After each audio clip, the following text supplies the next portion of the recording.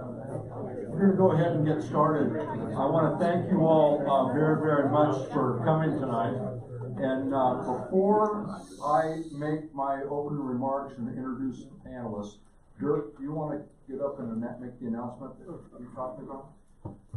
As you know, Larka has been very active in raising money over the last 5 years, and we have about $60,000 that we have still to spend on survivors of the Mendocino complex fire. So if you want to get, you can apply online for it.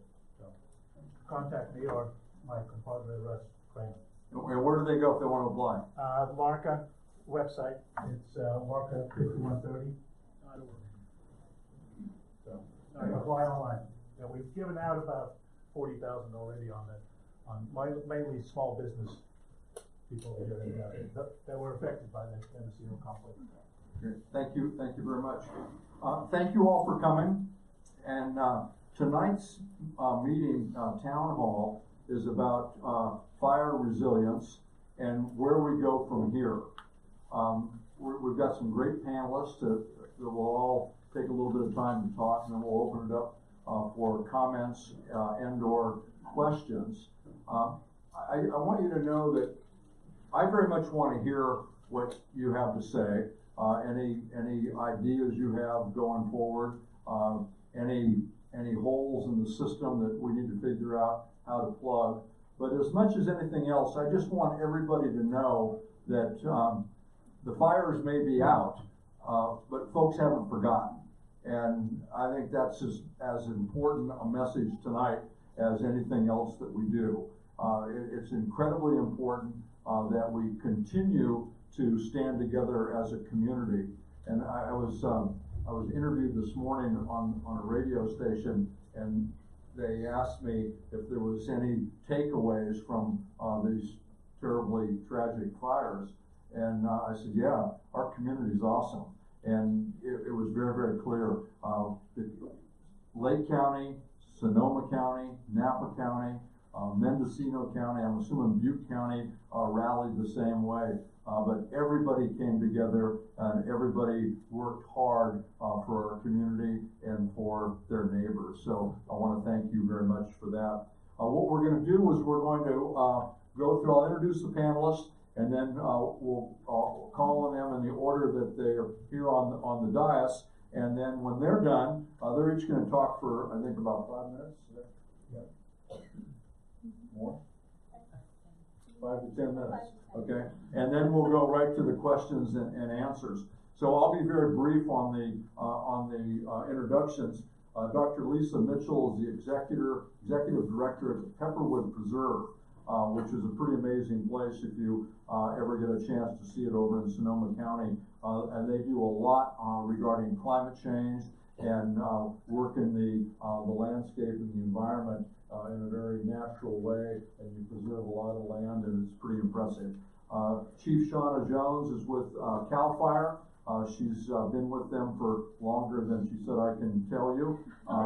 She's got both private sector experience as well as fire service protection, and she just did a fantastic job during our fires. And I think I had her on speed dial. I think you had me on speed dial. We probably I talked to you almost as much as I talked to Brian and Martin, the sheriff. So thank you for being here. Ann Carlson is the Forest Supervisor, Mendocino National Forest, the U.S. Forest Service.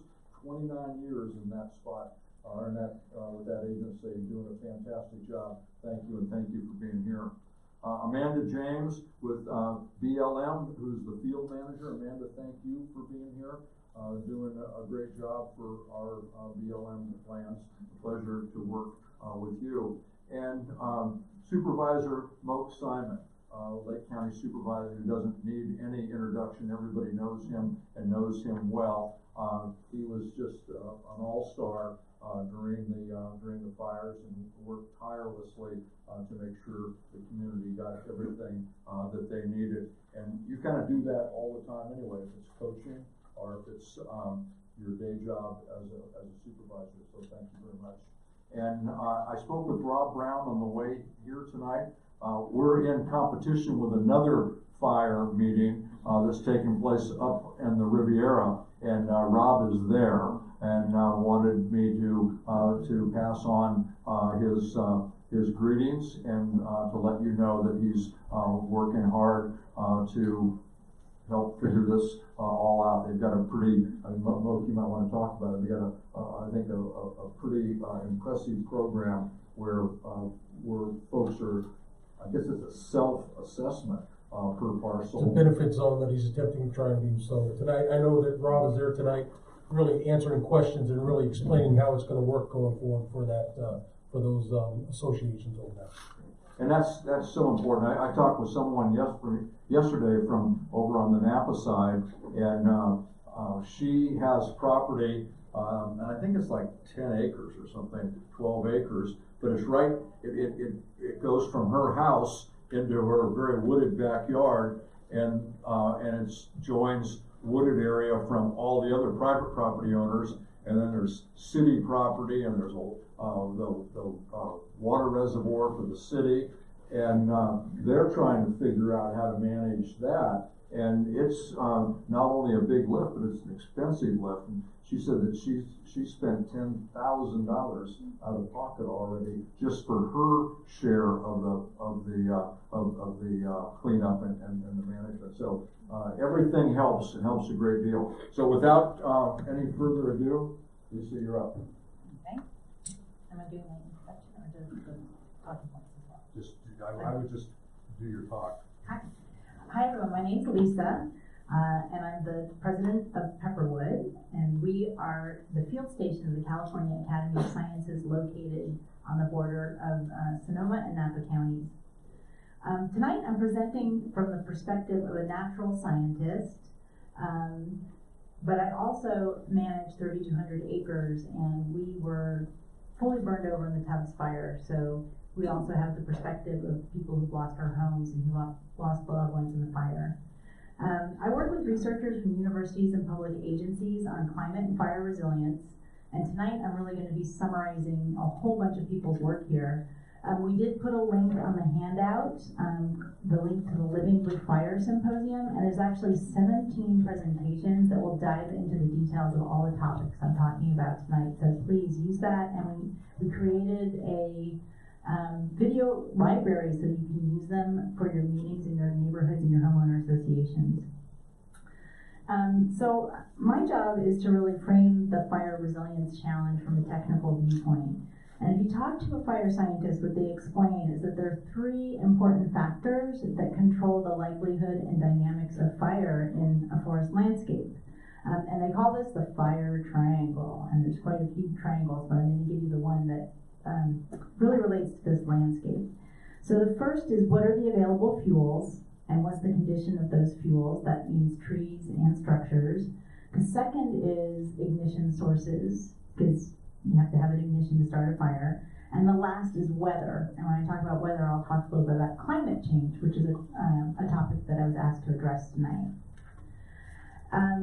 So the way I look at it is, over the last 5-year period, we had a perfect storm in that all of those factors combined to create a highly hazardous situation, especially these 2015 through 2018 fire years.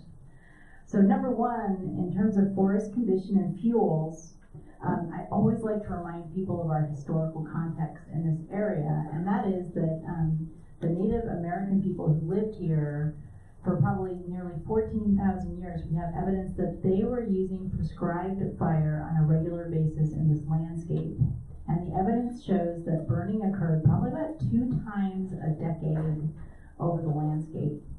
And this was a management tool they used to both help promote their food sources, acorns and wildflower seeds, improve access for travel and hunting, and at the same time reduce the risk of fire to their villages. So for the past 75 years, we interrupted what was really a well-tuned system of a fire-adapted landscape. And by preventing fire from happening, we've actually allowed fuels to accumulate in the forest. And when I say fuels, I'm talking about the small trees and the saplings and the brush that grow up in the understory. So it made a lot of sense to pursue fire suppression from a short-term point of view, but now we're really feeling the unintended consequences. So, you know, at Pepperwood, where we measure these things, we estimate that we have about 1,000 trees per acre in untreated areas of our preserve, as opposed to probably 100 trees per acre. So we're talking about 10 times as many trees trying to survive on the same land. So this is just an important concept because forests with fewer and larger trees are more fire resilient. Big old trees don't burn as easily, especially oaks, and especially not in low intensity ground fires. So this growth of the small trees in the understory is the way that we can deliver, that fire travels from the ground up into the canopy, and it makes our fires much more damaging. Fewer larger trees is also better for our water supply, and it's also better for sequestering carbon. So one of the questions we have in terms of forest management is, how do we return to a situation where we have fewer, bigger trees for the health of our forests and our watershed. The other source of fuels that increased over this period has actually been our homes. And so what we learned in the 2017 fires is that the most intense heat events and the most intense burning actually happened where homes were the fuel. So homes are actually more fuel per unit area than the forest itself. And one of our researchers has shown, actually, by looking at historical patterns, that in California we have put more houses faster in places that have burned than unburned zones. So there's been faster housing growth within burned zones than without. So this is a real big challenge for us. The next part of the fire triangle is ignition hazards, and arguably the growing density of houses in our wildland-urban interface and the related growth of the energy structure we rely upon is generally our primary source of ignitions. And we know this because lightning is rare, and actually lightning ignited fires in this area is pretty rare. So land use becomes a big indicator of ignition risk. But the good news is, since most of the ignitions here are man-made, there are things that we have control over and things we can change. So those are the first two sides of the fire triangle, and the last is weather. So local meteorology creates the hot and dry conditions, which our first responders call fire weather. And the most hazardous conditions are associated with low humidity winds blowing in through the mountains here that are known as Diablo winds. I'm sure these are all familiar to you. The fire meteorologists call these nighttime drying events.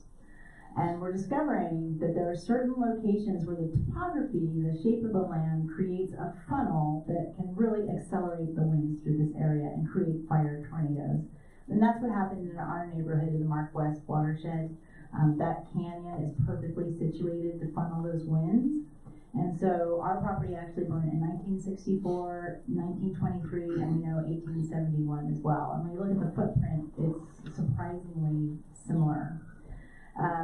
Now, we had very high wind events in those storms. We had, we clocked over 70 miles per hour at Pepperwood, but this is not unprecedented in the historical record. It's just quite rare. But arguably what was unprecedented is that the 5-year drought we experienced was very much exacerbated by the amount of climate change we'd already had. So we estimate that on average over the year, temperatures are about 2 or 3 degrees warmer. That creates quite a bit warmer conditions during the summer. And I like to think of this as sort of like a blow dryer hitting the landscape and drying out the soils and the trees. So we estimate towards the end of the century, this effect is going to take about 3 to 6 inches of rainfall equivalent out of our system. We call those climatic water deficits. And this is our challenge because this is going to continue to exacerbate our fire risks. And basically for the same amount of rainfall, drought means that you're short on rain, but now our droughts are becoming more intense events because of the climate change effect. The science of trying to figure out how much of a particular disaster is due to climate change is called attribution. It's always a statistical exercise and a modeling exercise, but a 2016 study, even before we had these fire events, we're estimating that probably about twice as much of the American West is burning as a result of fire now, in part due to this climate change effect. So a few degrees can make a big difference. So from my point of view, it's imperative that we do everything we can to turn climate change around, But we still have to deal with the fact that there's gonna be a lag in the response time between reducing our emissions. And we could be looking at as much as a doubling of the amount of warming we've seen so far. So, for example, in the Russian River watershed, this 3 to 5 degrees warming, it actually adds up to about 15 times as many high heat days during the summer. So this is the challenge we're facing. So fire resilience is a critical element of climate resilience, and we're all going to need to work together across public and private land boundaries to achieve this goal. I love hearing about how landowners are innovating to team up to do this work at scale. And we're going to need everyone's help. So we need to address all sides of the fire triangle, from managing our forests to reduce fuels, adapting our energy infrastructure, and doing everything we can to mitigate the impacts of climate change. Thanks very much.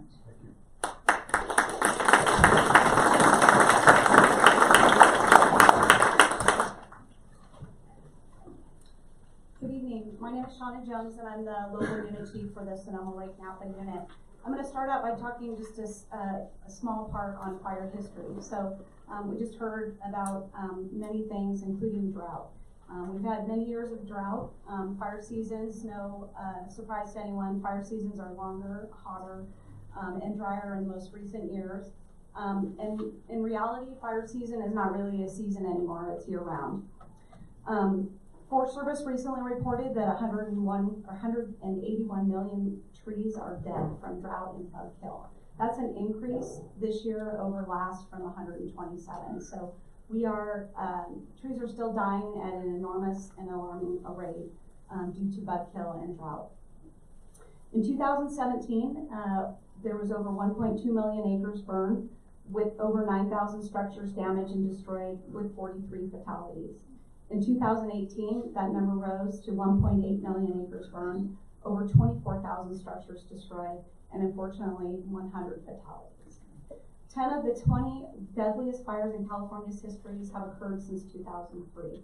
And that includes the camp, the Tubbs fire, the Carr, the Atlas, and the Redwood Valley. 8 of the 20 most destructive fires in California history have occurred in the last 5 years, including the camp, the Tubbs, the Valley, the Carr, the Nuns, the Thomas, the Atlas, and the Redwood Valley. And 3 of the largest fires on the top 20 list of the largest California wildfires happened in 2018. And the closest one here is the Mendocino complex, with over 459,000 acres burned, and that's on both federal and state property. In Lake County, recent fires, the Valley, the Clayton, the Sulphur, Pawnee, River, and Ranch. So this county is definitely seeing its fair share of fires. So what is CAL FIRE currently doing to mitigate and prevent future fires? I'll start with staffing. CAL FIRE is currently staffing, our fleet is comprised of 343 frontline engines. 52 of those are staffed year round. If the current plan for Governor Newsom is approved, we will see an increase of an additional 13 engines, all of which will be staffed year round. Probably the question is, are any of those 13 coming to this unit? The department is still looking at where those 13 are going to be placed, but I'm hopeful that we'll see one here in this unit. We still have our fleet of bulldozers and aircraft, along with firefighting hand crews. A local camp that you know here is our Canocti camp. We also have fuels crews. This is new. We have 6 new fuel crews, and we're projected to get an additional 4. These are statewide fuels crews, which will be focusing primarily on fuel reduction throughout the counties on our vegetation management projects. What is vegetation management? Prescribed fire fuels management. This is the time of year that we focus on fuel reduction, work in a current goal of creating fuel breaks and defensible space of approximately 20,000 acres. This includes a combination of methods including clearing or cutting of vegetation, pile burning, mastication, chipping, and broadcast burning. Broadcast burning is what we call vegetation, or a BMP. It is a program that allows us to enter into an agreement with a single landowner or multiple landowners to conduct prescribed fire operations to reduce the risk of wildfires under adverse conditions. We currently have an agreement with Pepperwood to do that very thing. So these are control burns under the best conditions to remove dead or unwanted vegetation with the reduced carbon emissions and adverse smoke effects upon the population. That's the goal of vegetation management burn. In preparation of the prescribed fire agreements, CEQA is addressed to ensure we are not doing any harm to the area we are conducting these burns on. All burns are carefully organized to ensure the correct weather conditions and resources needed are in place. In reality, we have a small window. If burning can't be our only application for vegetation management because we have a small window. The fuel conditions have to be right. The weather has to be right. And we have to have the proper resources in place in order to conduct these burns to ensure that we're not causing any harm to the area, and we're also keeping them under control. So all those other types of vegetation management are certainly projects and ways of clearing vegetation and doing our part, everyone's part in fuel reduction. So some of our local projects in Lake County include Mount Canocti Interface, which is cutting, pile burning, and mastication. The Bottle Rock Road Shaded Fuel Break, which is cutting, removing the vegetation, piling, and chipping. And Soda Bay Road Fuel Break, cutting and chipping on that project. And then another one is the Benmore Valley Forest Health Prescribed Fire Project, where we will be assisting in the burning of that. These VMP agreements that I mentioned have increased in time. They used to be only good for 3 years, now they're good for 10 years. And the good news is there is no cost share to the landowner. So any agreement that we enter into, there is no cost share with the landowner. We continue to work with our cooperators. I have to say that there is no single fire agency that can fight any of our fires on their own. So we must also work together to prevent them as well. Through our fire service mutual aid system, fire departments from local, state, and federal agencies bring respective resources to emergencies. We continue to review the functionality and currency of these agreements so that when we request the resources, they'll come. Educating the public, that's where all of you come in. How can you be part of this solution? One of our websites is called readyforwildfire.org. It allows you as the landowner to prepare and plan for a wildfire in the event that we have one. Everything from what to do in the course of an evacuation. There's a Ready, Set, Go program listed there. Homeowners checklists for how to prepare your home, how to prepare defensible space. All of those items are on readyforwildfire.org, and I strongly encourage those of you who are watching to go to that website. There's also an app that you can download on your phone and walk around your property to ensure that you are in compliance with that. So what really is defensible space? It's a buffer you create between a building on your property and the wildland areas that surround your property. Homeowners should be proactive year-round. This is a good time to look at your property and assess the areas, all that green vegetation that's growing. That's all vegetation that you should be thinking about clearing in the very near future. Statewide, last year, we did inspections with defensible space inspectors of 217,000 inspections. In Lake County in 2018, we did more than 4,000 inspections, which is approximately 1/3 of all habitable structures in the county. Besides the education factor to assist landowners in their protection of the property, the department continues to analyze the data that we collect as part of these defensible space inspections to make sure that we are ensuring that building code standards are the correct standards to ensure the safety of your property. Locally, we have defensible space inspectors coming on this month, so I would expect that you would see them out in some of your areas and neighborhoods to conduct those inspections. Other stuff that's happening within CAL FIRE, the Board of Forestry is adopting new exemptions under the forest practice rules. Specifically the forest fire prevention and small timberland owner exemptions, which makes it easier for landowners to remove dead and dying vegetation from their properties. Land use planning, the State Fire Marshal is working on crafting regulations by 2021 to include SRA fire safe standards within very high fire hazard severity zones in the local responsibility area, in addition to state responsibility area. They are also developing regulations for community fuel breaks and green belts. along with a number of other things. Fire technology. The department uses a number of different types of fire technology. To name a few, fire cameras.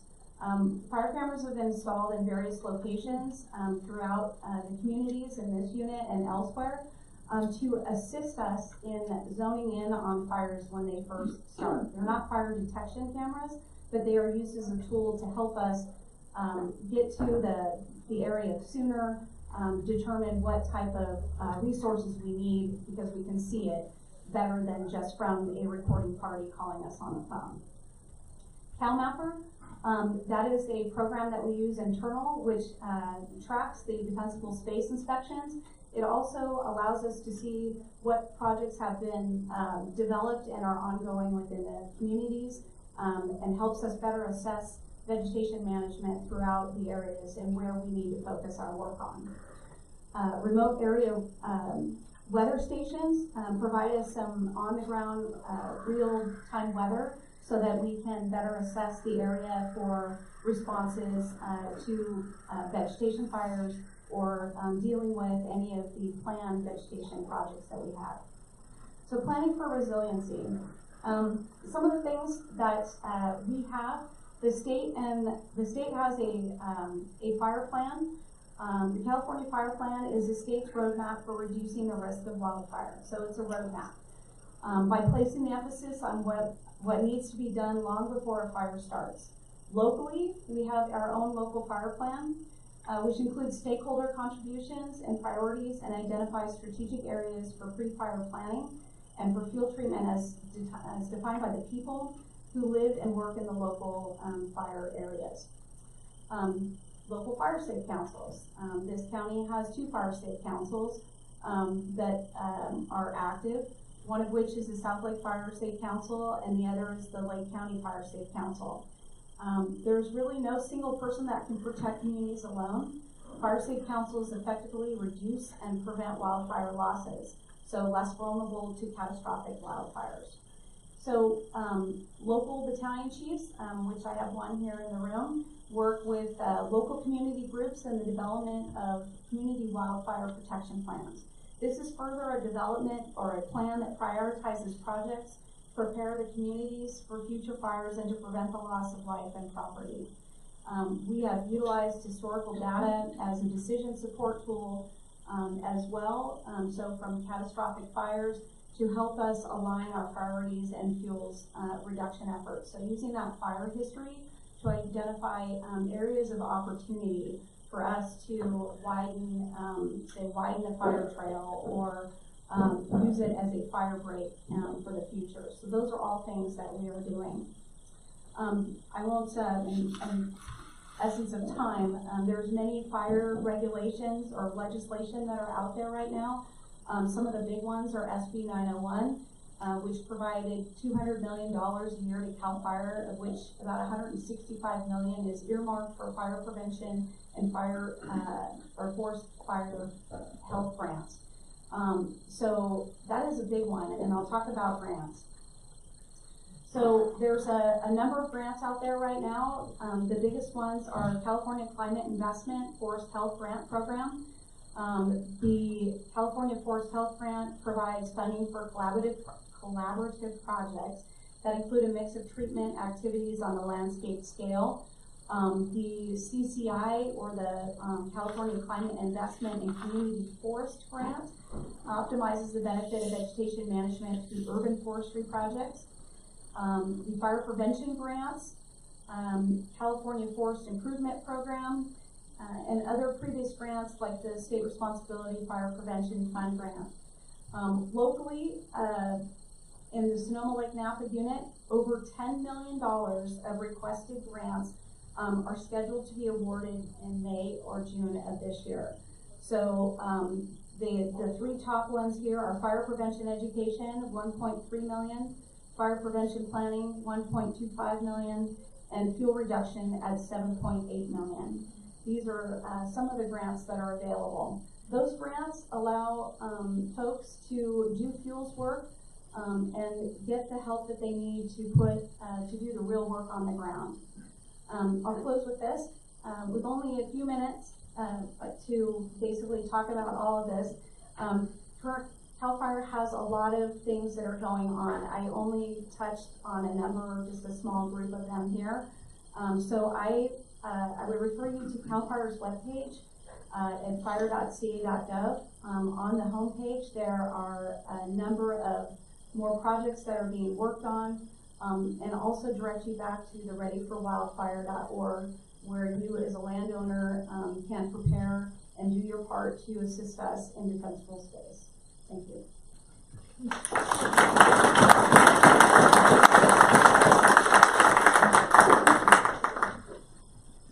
Well, good evening. I'm Ann Carlson, Forest Supervisor for the Mendocino National Forest, and I'm honored to be a part of this panel. This past year, the ranch fire burned approximately a third of the Mendocino National Forest, 288,000 acres. The entire forest is just under 1 million acres.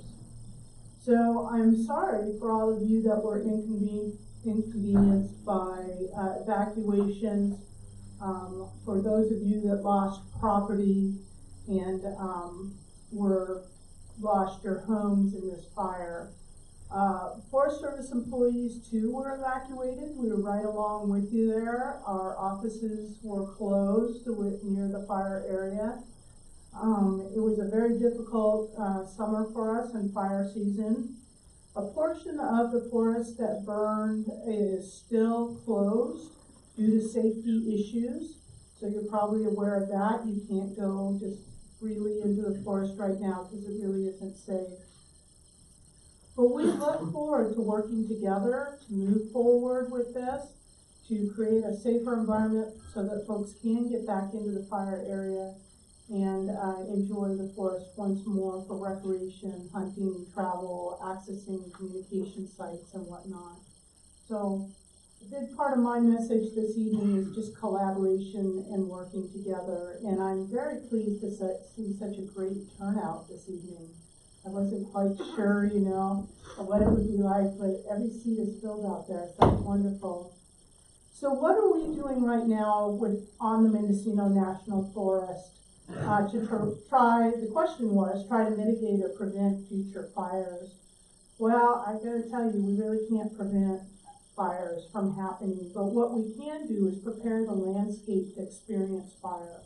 And in that, it's these fuel reduction projects so that the outcome of having a fire start and burn across the landscape is a much more positive one, meets the objectives we'd like to see from a fire versus complete consumption of forest, type conversion, that kind of thing, and loss of homes. So we work under a national cohesive wildland fire management strategy, and this is a collaborative process to seek a national all-land solution to wildfire management issues. And it really has 3 goals: to restore and maintain fire-resilient landscapes, create fire-adapted communities, and provide safe and effective wildfire response. And a number of our agencies, we work together in this cohesive strategy. So it's not just the Forest Service moving out, but it's Forest Service, BLM, CAL FIRE. We work together very closely.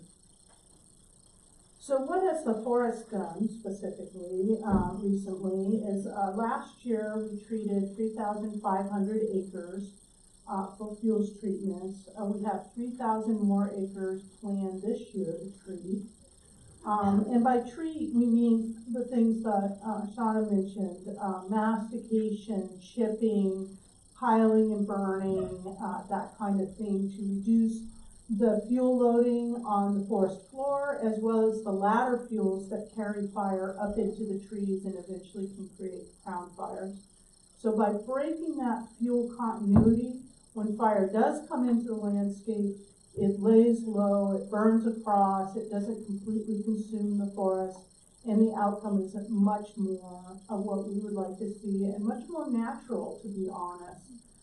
When fires returned on the landscape, historically, they did just that. It was much more patchy and not such a complete consumption like we saw this last summer across the whole ranch fire area.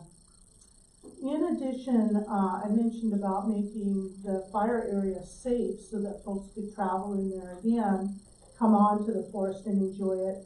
So we have approximately 7,500 acres planned for roadside hazard tree removal or mitigation, either drop them or remove them. And the map in the back, right behind Curtis Coots, who is the Forest Fire Management Officer there, shows some of the areas we have targeted first. It won't be every road in there. Hopefully over time we'll get to them. But we identified some key areas, such as communication sites, private land, key recreation sites that we'd like to start to get access into there. So you're going to be seeing some activities in there in the future. What else do? We work with adjacent landowners to create contiguous fuel breaks. And these are sort of linear features that go across oftentimes ridges or roads to help influence that pattern of fire on the landscape. We also work, we're putting in for one of these CCI grants that Shauna mentioned, the California Climate Initiative Grant Investment Program grants, in coordination with one of the resource conservation districts. So we're very excited about that. It's very fuel-centric. It's very about creating a healthy forest resilient to some of these disturbance processes, both from insects and disease as well as fire. So hopefully we'll be successful in that. So the other thing we're doing is we're revising our land management plan. And what the Forest Land Management Plan does is outline what we can and can't do on the landscape in certain areas. And right now, if we get a lightning start on the forest and it's not in a wilderness area, we go full suppression. If a lightning start fire, natural start fire occurs in wilderness, we can let it burn to a certain extent as long as it's not threatening any lives or property, that kind of thing. But we really need that tool in our toolbox on more places in the landscape, because a lot of what we're seeing is that our treatments aren't at the scale they need to be. They're not big enough to influence fire. Fire just jumps right over our treatment areas in some areas. We've had successes in others. Some of the fuel breaks have been very successful, particularly when we're able to get all the way through the treatment. But so giving us more tools in our toolbox through sort of revising our land management plan. We're under what's called the Northwest Forest Plan, and it's all the forests that have northern spotted owl, extends up into Oregon. So as we revise all those forests, we'll be updating their plans as well. And we need to do this every so often to incorporate the latest science and to make it fresh and understandable and relevant, really.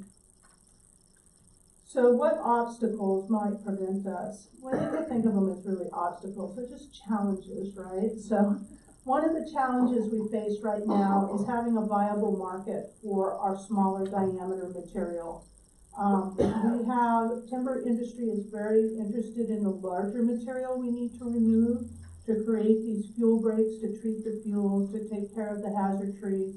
But the smaller material that's about 12 inches and smaller diameter, there's not a great market for that. The haul distance, hauling the material to a biomass plant or elsewhere becomes quite expensive. And so we need to have new products and markets really for this material. This is a great opportunity for the county to get engaged in different products that might be produced, such as biochar and things like that. So anyway, I encourage the county. It's definitely somewhere where we have a lot of material, and it would benefit us to move it out of the forest to achieve the objectives of fuels reduction and influencing fire on the landscape. So we would love to create a partnership with the county on something like that. Some of our other challenges, we do National Environmental Policy Act analysis for all our projects. It's very important. It makes it very transparent and ability of public to comment on our projects. But it can also really slow us down when we get too complex and too detailed in some of our analysis.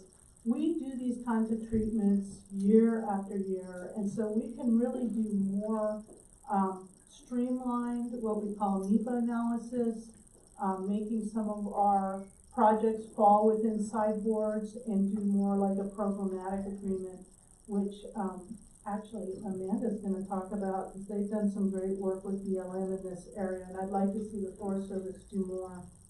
Capacity is an issue for us, and what we've done on the Mendocino is we're actually operating hand in hand with 5 other forests in the northern part of the state, so that, let's say we're lacking a wildlife biologist, we can borrow a wildlife biologist from the Shasta Trinity, or for 6 Rivers, or the Klamath, or the Lassen, or the Modoc, and we share in our responsibility for our accomplishments.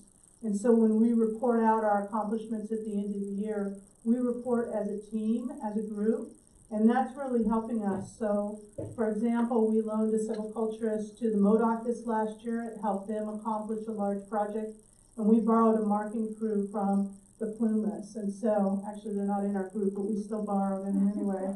But leveraging that, it can really help us with capacity. Litigation can be an issue for us. It's a reality, but we're trying to do everything we can to help to design our projects so that they're sound and really not as susceptible to litigation. I'd just like to mention Firescape Mendocino. It's a large collaborative group that has been meeting together for several years and trying to design projects on forest land and in around the Mendocino and private lands. And I know that this group, hopefully a number of folks in here have gone to some of these meetings. They're very thoughtful, very interesting. I know that group now wants to transition into doing more projects on the ground.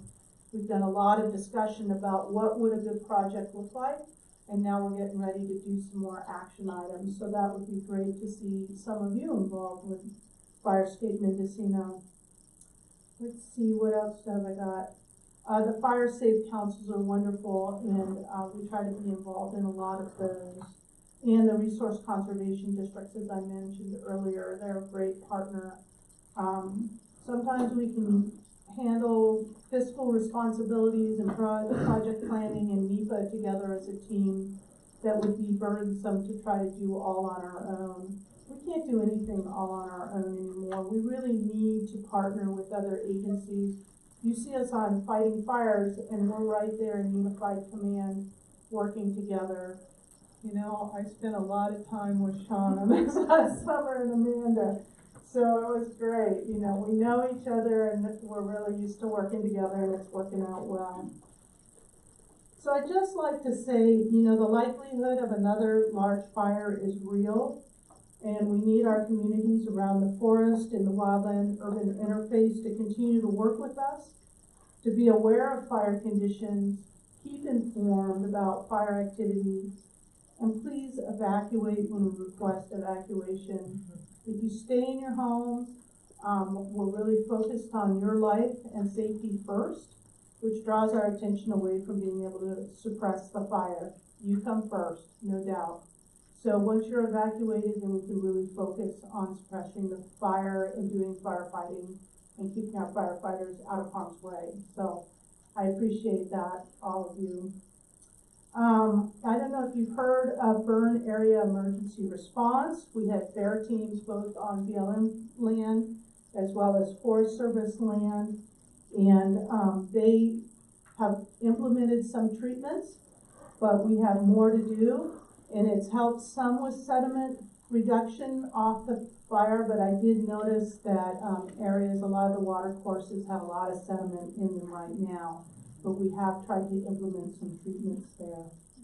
So with that, I'd just like to say thanks to all of you, and thank you for having me as part of the panel. Thank you.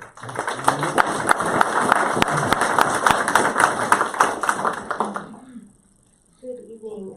Again, my name is Amanda James. I'm the field manager for the BLM field office. Some folks may not be as familiar with our office or with BLM managed lands as they are with the Forest Service. I'm just going to give a quick overview. We manage approximately 270,000 acres. That spans across the Mendocino coast all the way into the inland counties of Yolo, Colusa, and Glenn, and even down into Sonoma and Napa County. And we do this with a mighty staff of 17.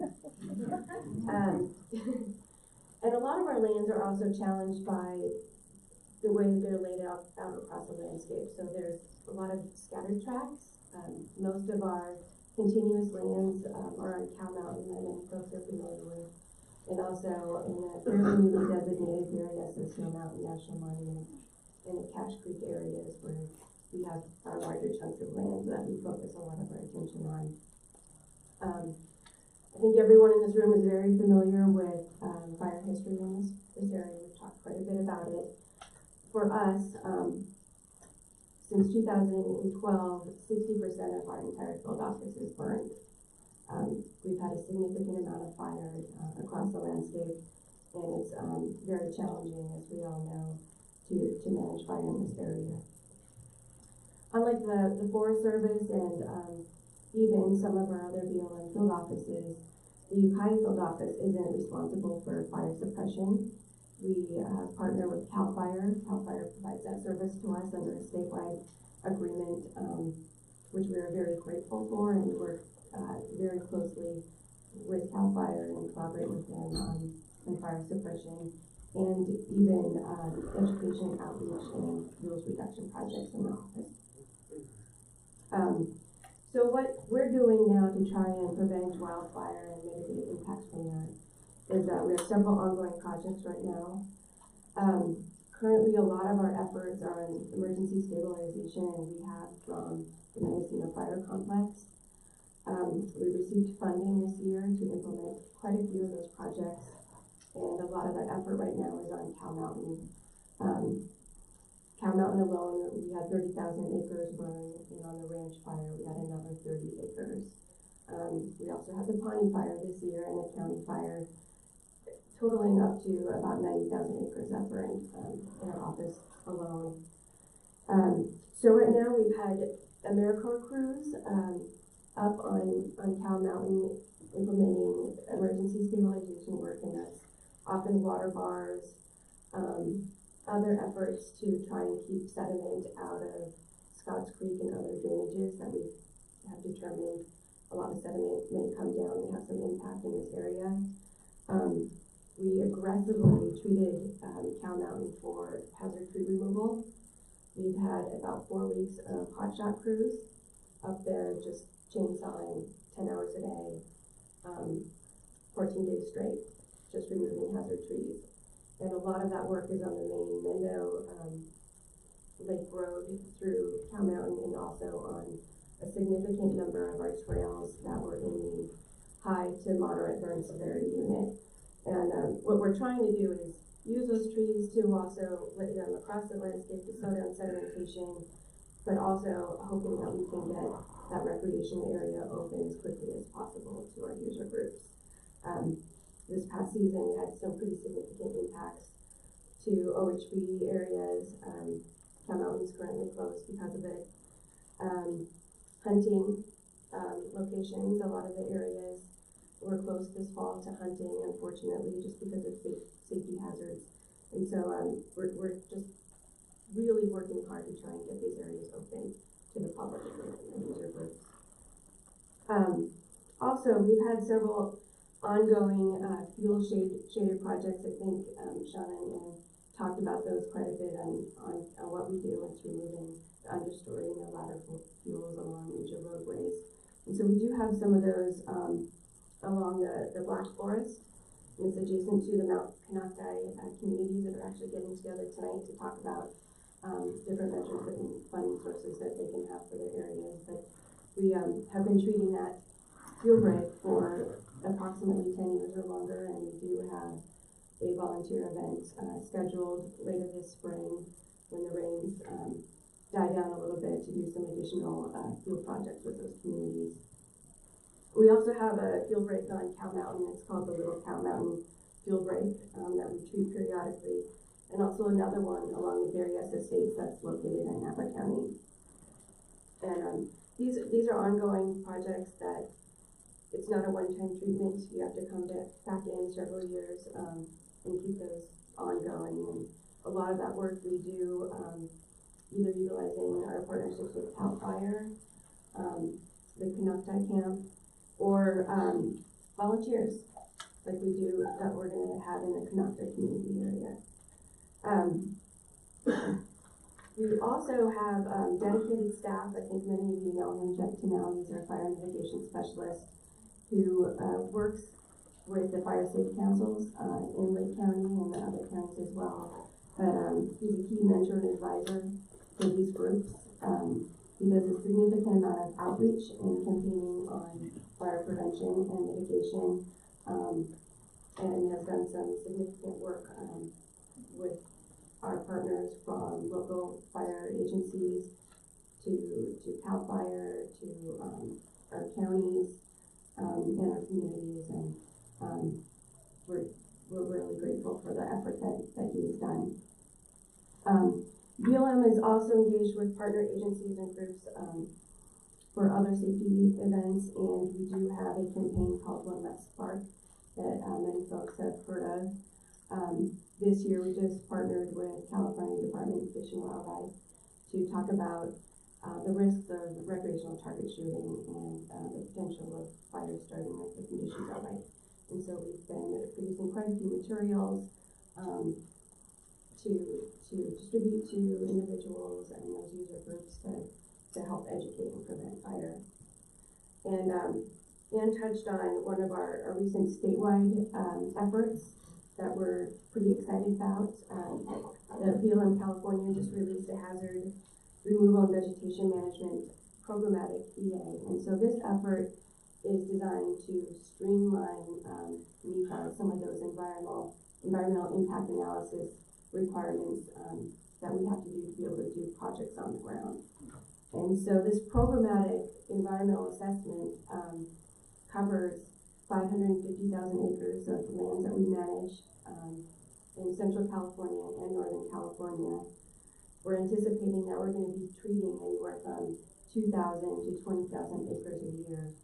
And the focus of these areas is removing hazard trees and fuel along utility lines and transportation corridors and other high recreation areas, and also looking at a lot of the tree mortality that has been occurring because of long-term drought. And so this was a very aggressive attempt at a large scale to allow us to do these treatments pretty easily and quickly, as long as we can get them funded. And also it allows these utility companies that hold those rights-of-way grants to be able to treat under their power lines and utility lines pretty quickly. I also just want to mention, last year the President issued an executive order promoting active management of American forests and rangelands, and tasked us with partnering with states and tribes and communities and NGOs and the private sector. BLM has furthered that effort by issuing Executive Order 3372, and that was issued just this January, that is going to complement the partnership and collaborative work that we're already doing, but give us the leadership support to be able to address some of these issues on the landscape. And I just, want to close with that, whether it's creating defensible space or ensuring campfires are completely extinguished, practicing safe target shooting, or keeping a vehicle well maintained, it just takes a few steps from all of us to help prevent fire, and we couldn't do it without the collaborative work with our communities and other agencies to be successful. So thank you for all the work you're doing, and thank you for your interest coming in tonight.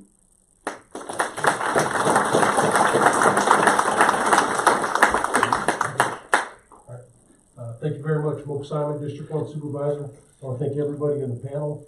And Mike, I want to thank especially your words saying no one has forgotten, because it is 4 years now for the Valley Fire, almost 4 years. And I just got a call from someone who's just finalizing to rebuild their homes as I was driving up here today. So it is a constant battle. There are calls always going on. And there are still some folks that haven't really recovered at all from the earlier fires. So it's a long-term, decade battle, it seems like, is what we're dealing with. So thank you for those words, and I'm going to talk about what I was invited up here to talk about today. Today I'm excited to talk about is the Lake County Community Risk Reduction Authority. And this was something that came out in the talks when I first came on board. Obviously, it was after the Valley Fire. We were looking at some type of ordinance that our fire departments would be able to go out and we'd be able to do some assessments of homes and make sure people are cleaning up to help the neighbors and the communities and create fire breaks, what we've been talking about today. And so this is something that it came out there. It was formed on October 16th, 2018.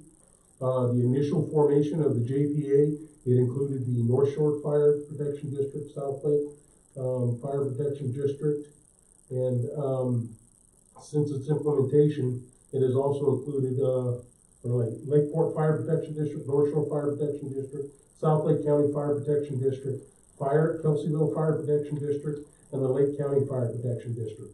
So we have all the fire protection districts on board with this JPA. And basically this JPA was formed so we could do a collaborative effort to become a Firewise county. And it is formed to support the entire county as a whole and really moving forward to look at going at grant opportunities, options and stuff so we can do fuels reduction and really becoming, like I said, a Firewise county. This is the first year that it's going to be implemented and put into place. We are looking to have our meetings on a monthly basis. I am the chair at this point, and we'll be really trying to move this thing forward to really build an opportunity here in Lake County where we can go after a lot of the grants I heard about tonight that I did not know about. But these will be things that we will be working with our professionals, all of the fire protection districts. I do not say I am a fire professional. I know that I want to help the community and work hard, but we have the people at the table that will help us focus in on the needs of our immediate needs for vegetation abatement and other things here in this county. And so I'm excited about it. There are 7 principles we've kind of developed, and I'll go through those. 1 is develop low cost or no cost resources to reduce risk from fire hazard, vegetations, earthquakes, and other environmental causes of fire. 2, development of community infrastructure improvements. 3, development of property inspection programs and scoring assessment tools to prioritize the level of individual and community risk. 4, development and management of funding sources necessary to support the RRA's risk reduction programs. 5, development of educational and training tools to assist the rural, sorry about that. Got a cold today, so the Risk Reduction Authority members, the public non-member, governmental agencies in discovering, assessing, and reducing the risk associated with fire and other disasters and mitigating the potential impacts. Number 6, development community programs that improve the resiliency of our local forested areas. And number 7, enforcement of county and state and federal laws. And to follow along with those, as far as implementing the laws, we are working currently as the Board of Supervisors on a vegetation abatement ordinance. I know it's something we haven't done here before, but we're working through that process to make sure that our fire partners, our CAL FIRE, fire districts, that they have some teeth when folks need to get their places cleaned up and abated from these from overgrown vegetation, other things, that they have the opportunity and the teeth to do it. Thank you. I saw 2 up there, so I guess that means I've got 2 minutes left. So I really appreciate the opportunity to be here today, but our overall vision for the long-term success of the Lake County Fuels Reduction Association is to get everybody that's at this panel at the table to help us along as we grow, because we're the ones. We can't do it alone as a county government, but each and every individual that lives in this county, if we can educate, have programs that you can tap into, we will make ourselves a resilient community and come back from these fires. And I'm positive we'll do that with the help of our partners, both from Congressman Thompson and everybody up here on this panel. So it's really short tonight, and once again, I apologize. I got a little head cold and I'm a little off tonight. So thank you very much for having me.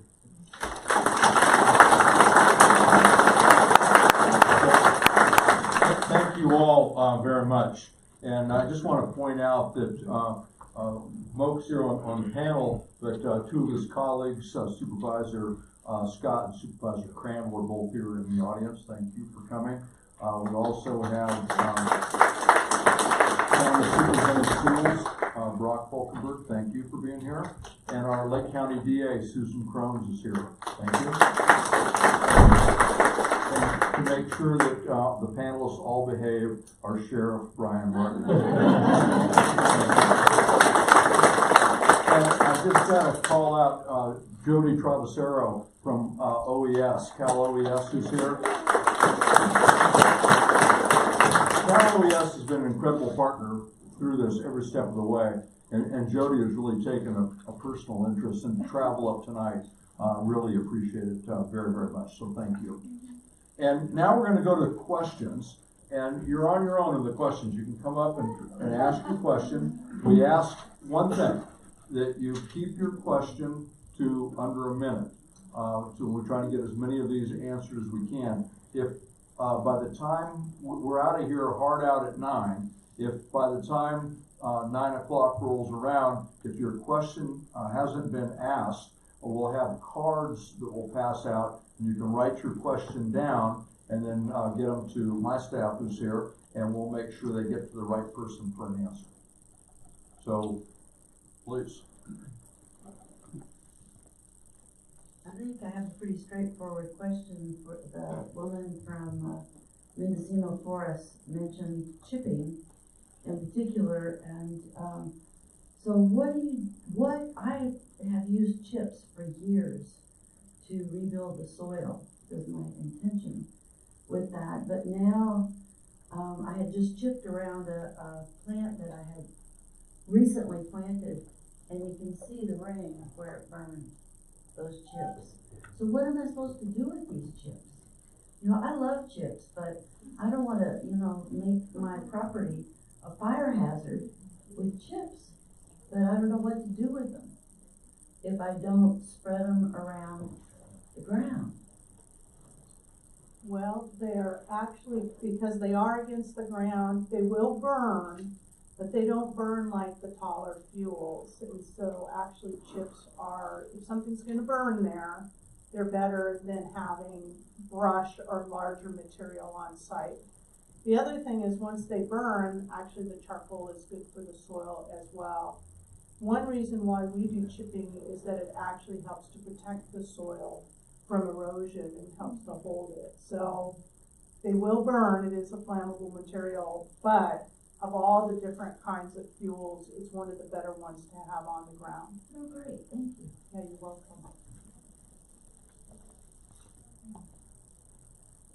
That's it? We've got an incredible collection of experts here. Now's your chance.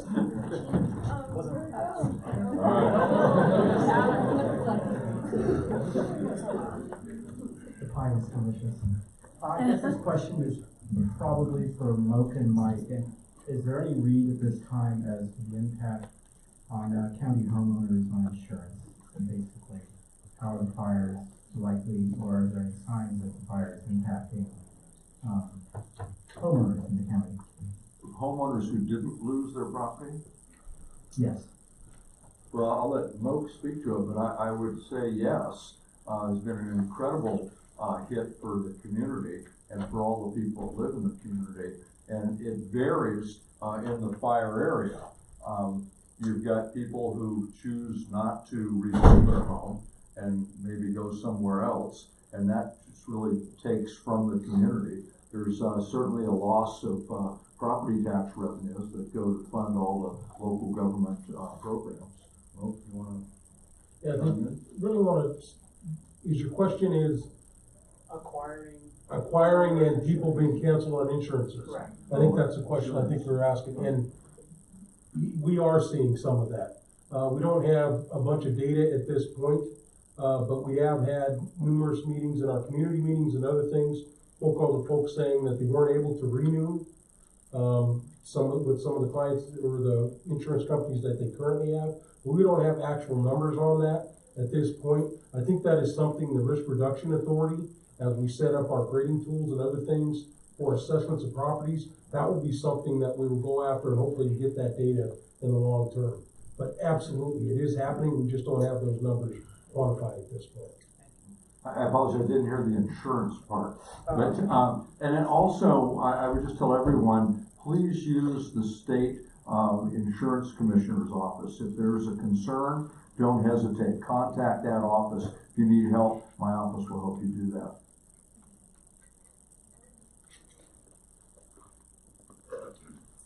Hi, my name is Marie, and what I was looking for tonight, I appreciate all the information you've given me, was what my sister received. She was burned out in the campfire. Prior to the campfire, someone from CAL FIRE, who used to be here during one of our fires, spoke to her group and told her what to do as she was leaving. And she did have to shelter in place. So she knew not to turn the air conditioner on in her car because it pulled in the embers. She knew to get her car ember free, get those things debris that get in our cars out. She knew propane tanks would be blowing up all over the place, and she was prepared for all this.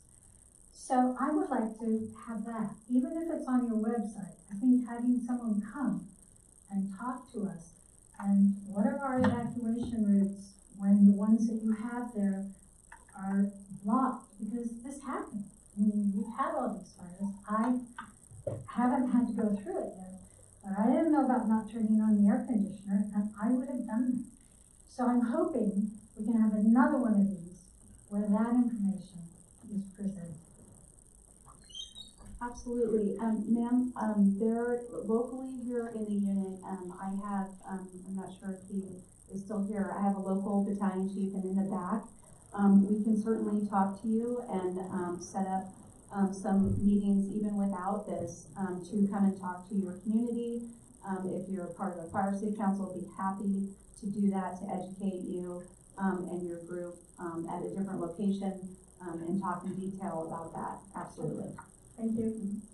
And any information that you want help getting out, you can get it through my office. I'm sure that Mike McGuire, Cecilia, Aguilar Curry would help us for that as well. Hi, my name is Marty, and I'm with the South Lake Fire Safe Council. And I appreciate the time that all of you have taken to come and present us with some information. And I appreciate the interest in the community. And we're all interested, and we're all doing what we can. One of the things that the South Lake Fire Safe Council is doing is we're collaborating with groups in our community, the various Firewise communities, some of the other communities, and people that are interested in becoming Firewise communities. I think we have 6 now. So, but I think we're not in a bubble. There's a whole community out here. And I would like to be able to figure out some way that we can collaborate and share our information so that we're not duplicating, that we're using the resources effectively. Because if I'm doing something over here and you're doing something right next door to me, maybe we can work together to use the resources more efficiently, and this whole community can benefit, whether we live in Middletown or Lakeport or Upper Lake, We're all here together. The fire doesn't stop at the gate. We have to all work together. So is there a way that we can get some kind of a forum, maybe that meets on a quarterly basis, that with your various agencies and the Fire Safe Councils and the Firewise communities and the various people who are interested from whatever perspective, to work together to share our ideas and support each other and come up with more ideas to share? I guess I can answer that question, yes. So the Risk Reduction Authority, that's exactly what we want to do. We want to have all the stakeholders at the table. We're just getting started now. This year, we will be growing each time we meet as we move forward. That's exactly what the Risk Reduction Authority is going to be. It is going to be that table of collaboration of all the stakeholders of what we're doing here in Lake County. Just as like you do I know you guys do the chipping program. That's a big part of what you guys do in your fundraising. Those will be the opportunities that we can get everybody to the table with the Risk Reduction Authority, going after the grants, having the funding, and being able to really do an umbrella over the entire county. That's the funding is the important part. The funding is the important part. But I know there's going to be funds out there that we're going to be able to get, And you gotta think outside of the box as we're building this thing Right. too. It's not going to be just looking for grants.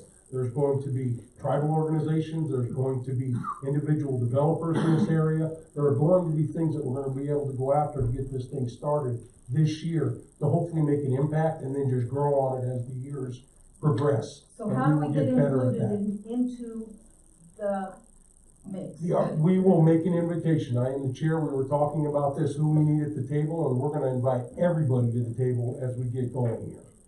Can we look forward to say it's happening this spring or it's happening this Yes, summer? we are looking, I don't, the I'm exact not date, we'll pinning work you on down it. to a date. That's okay, don't pin me down to a date, but it will happen this spring. We're hoping to get some money in there, into the coffers as some seed money, and also start some small projects here locally and get everybody to the table. That's the goal right now, for this year.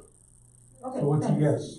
And again, thank you to everybody who is here tonight, everybody. And I just wanna emphasize, it's a community thing. We're gonna bring everybody to the table. Because we can't do it alone as a county, but this is what we're gonna look to do. Thank you very much. Thank you. I just want to mention to Moak and everyone here, I'm on the Rebuild North Bay Foundation Board, which includes Blake County, and we just released an information portal, which is really a portal for you to be able to use for efforts like this. So, you know, if you are interested in that kind of platform for sharing what you're doing, that's the goal of it. We can talk more about that if it's useful. But we're sort of feeling that's the big contribution because we want one place where all these different activities can be accessible to people in different counties. So that's also on the information sheet. There's a link to the portal there. But it's brand new and we're very interested in getting people to use it. So if that's a helpful tool, please let me know. My name is Magdalena Valderrama, and I'm a director for the Cedar Springs Community Redevelopment Association. We lived in Napa before, so thank you, Congressman Thompson, for coming out this way as well. I have been working on, I think there's probably only one organization on your list that I didn't know about. We've been applying for grants, and we've been able to, there's actually 12 Firewise communities in process or already designated here in Lake County. A lot of them are already now in the South Lake County, which is where I share my my residence out here with Supervisor Simon coming out there.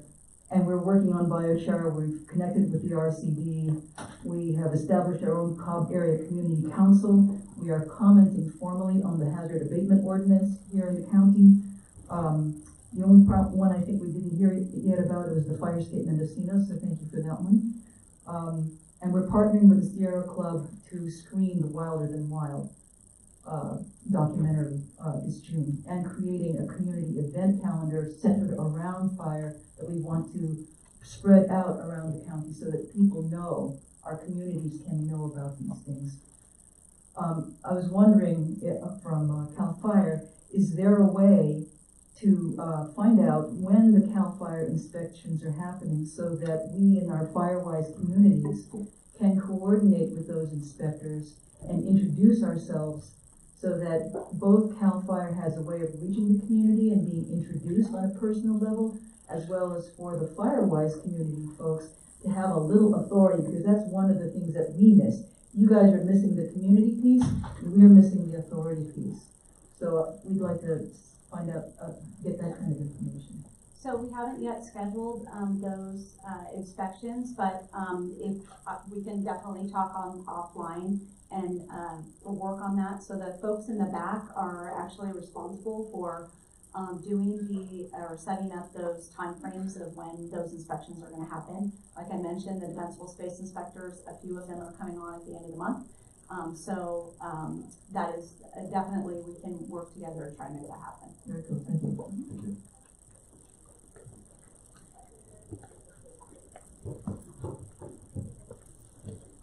My name is Charles Fowler. I want to bring up a couple things that I would like to ask how we can get. One is some cost sharing like we had in the 1960s to build off-stream, off-site water storage ponds Soil conservation used to provide engineering and cost share on that, and that's a really good fire prevention tool. And the other thing that I'd like to bring up, we have a good potential tool in livestock grazing to reduce fuel, and I think that some assistance in those areas would help. And I'd like to point out, during the last fire, we were under evacuation, and I felt that I couldn't leave because I had to take care of the livestock. We weren't any direct peril, but if we need to have something set up so that we can come back and take care of livestock if we do evacuate. I would have liked to have left, but I wouldn't have been able to return. And those are the things that I have to comment on. Thank you. Anyone like to comment? And I'll comment on the returning to take care of your livestock. I know that in all the counties that were affected, that was an issue. And my office worked closely with law enforcement and fire folks, and we're able to accommodate folks. Brian, you want to talk about I'll comment on that. Every single one of these fires, we've learned something, and we bring forward those improvements to the next fires. The first year was very rough. We've gotten better at our responses, and we've received numerous requests from a lot of ranchers, a lot of beekeepers, things people don't think about that are involved in the agriculture industry. And we made arrangements to get the names of the businesses and legitimate ranchers to those checkpoints so they were able to get in. So if you were able to call in and we were able to verify that you're a local rancher, we can make arrangements for you to get in with instructions that you go in, take care of your business, and you come right back out. So if it caught you somewhere where you shouldn't be, you'd probably be treated like somebody that was in an evacuation area that shouldn't be there without authorization. But those are several of things that we've been working on, and issues that come up that we're aware of. I get one more while I'm up here? All right. So our role in this, I'm glad, yeah, I forgot about that. So our role at the sheriff's office, as somebody mentioned earlier, when we ask you to evacuate. You may have noticed a little bit of a decrease in the amount of nixle notifications that have come out. There's been some fees that have been imposed by the cell service providers on our vendor for our text messaging system, and we received a request to cut back on the amount of text messages that we sent out, because apparently we sent out just under 8 million text messages in the year 2018. So with that fee that's come along there, we've talked to the CPUC, and hopefully there'll be some changes to that. But our method of communication, we will still use those nixles for emergencies, but for other events, we'd ask that you sign up for Lake Co Alerts, or Lake County Alerts at lakecoalerts.com, and sign up for email notifications, so we can send those email notifications out, because we're still using that, and the email messages are still getting sent out with some frequency, but text messages have cut back a lot. So our need is to reach you. If you have voice over internet protocol, which means internet-based phones, you may not automatically load up in our databases unless you sign up. So please visit lakecoalerts.com. Thank you. I would just add for the question about the off-stream ponds, that at least in our area, the Resource Conservation District can also often help you plan and help apply for grants for those kinds of water storage units. Hi, my name is John Sayre, and I'd be remiss if I didn't mention I was actually here at the behest of KPFC Community Radio. So firstly, I'd like to, of course, thank CAL FIRE for everything they did to participate in our broadcast during the Mendocino complex. But it also occurs to me, and I don't have my glasses on at the moment, but that the Lake Community Risk anyway, but that's an organization that it might be worth having periodic contact with, and the station could be a communication channel for, periodic notices or information that you may wish to provide. So it's just a putting it out there as a thought. All right. Thank you. Hi, I'm Nancy Harvey, and I'm on the board of my local homeowners association down here, Holiday Cove. We're just outside the city limits. So when Lakeport evacuated, it was kind of interesting. We didn't know if we were evacuated. And I came up here to talk mostly about communications and maybe finding ways to improve our evacuation orders. We're kind of a funny little neighborhood that's in a pocket over here. And there's lots of neighborhoods like mine. when the Lakeport evacuation happened, my neighbors literally poured out of our houses, and we all sort of stood around in the street and went, are we supposed to go? And eventually, somebody came and drove down our street with the bullhorn and said, it's time to go, and we were out for 2 nights. But a lot of my neighbors didn't leave, and it was sort of, do we go, do we not go? And we live on the water, so there's also that issue of we could leave by water if the fire's coming down our street. But it was kind of ambiguous, and I want to totally praise, I didn't know that man was KPFZ. We couldn't have lived without the communication we got from KPFZ, and I'm hoping...